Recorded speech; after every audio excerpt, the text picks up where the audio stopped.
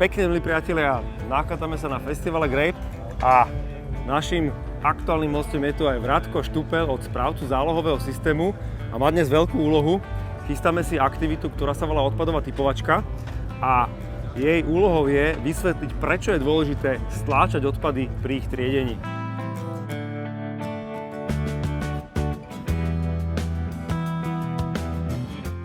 Vratko, ideme na to? No poďme na to. Daj mi pet. Ahoj. Servus.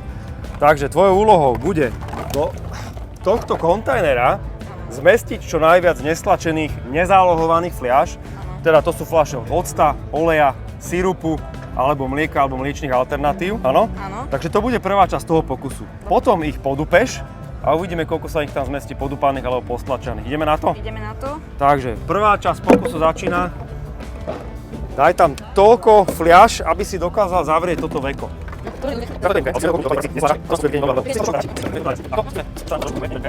Ideme to zrátať. Koľko si ich tam dal? 16,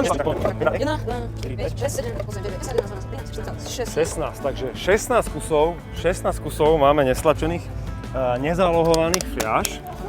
A druhá časť pokusu bude zistiť, koľko sa ich tam zmestí stlačených.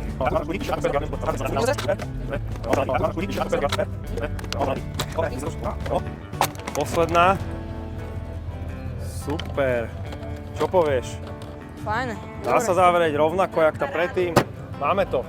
Vrátko, takže teraz ideme zrátať tvoj tip, koľko tam je postlačených fliaš? 26.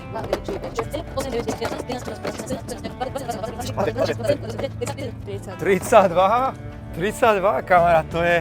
Koľko bolo? 16? No. Tak to je to je rovný dvojnásobok. Na tomto jednoduchom pokuse sme si ukázali, že jednoduchým stlačením vieme ušetriť 50% toho obsahu kontajnera na triedený zber.